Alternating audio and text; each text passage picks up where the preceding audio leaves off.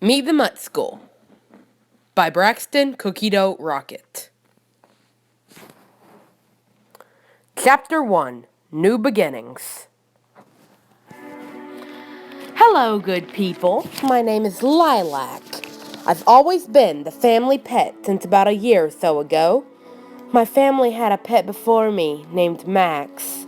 He went up to Rainbow Bridge and it broke their hearts, but their tears ended when they found a puppy in a box. Now that puppy in a box is about to go forward in life because I'm going back to attending the profound, prestigious Mutt School.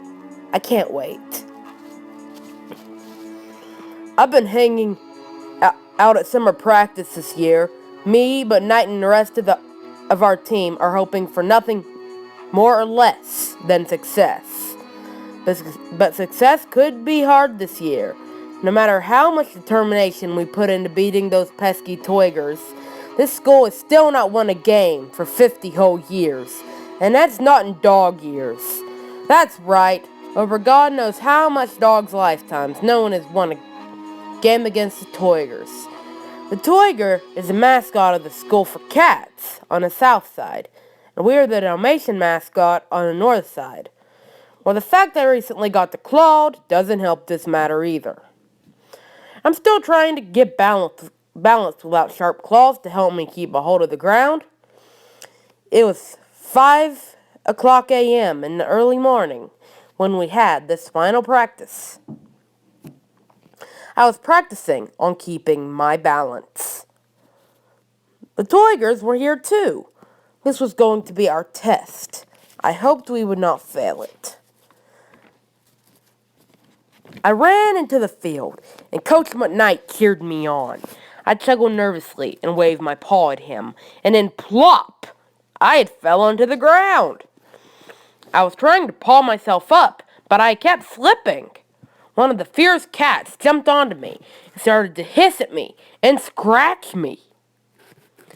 McKnight shook his head in disappointment before lashing out in anger, running over and slamming the cat onto the ground with his sharp teeth, leaving bite marks and blood on this cat.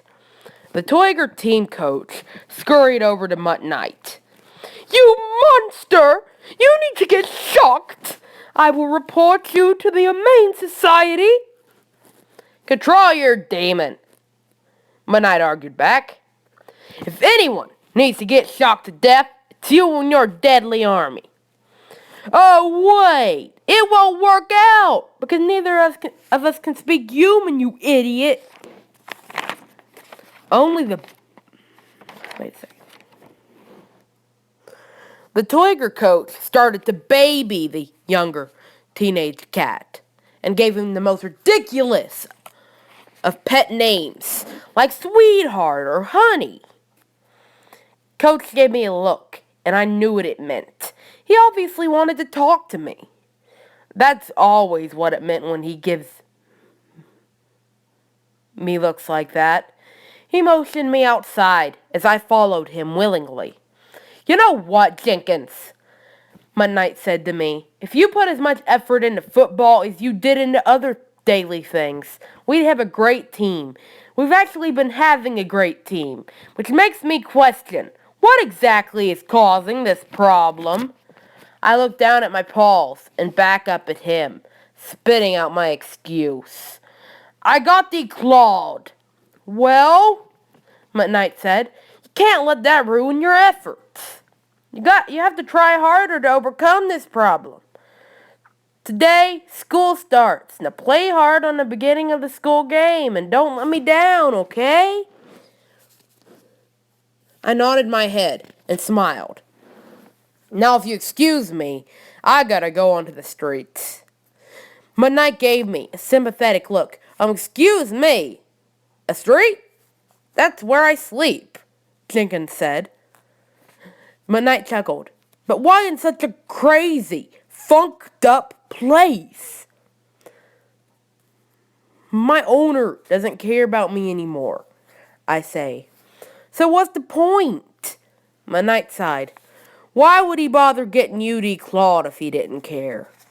I turned my head back under my breath. I answered his question in my average sad voice. He doesn't play anymore. He worries about those papers. He could care less about me. He probably doesn't even notice I'm missing. I just don't know, Coach. We're not as close as we used to be. I see, Mutt Knight said. Well, you have a good night, kid. I will, I sighed as I exited the building. So nothing really new, just her going back to school. But she says this is a newer type of school. One she's never stepped foot in before. She calls it Mutt School. At this age, I'm officially old enough to attend the Mutt School, a prestigious dog school.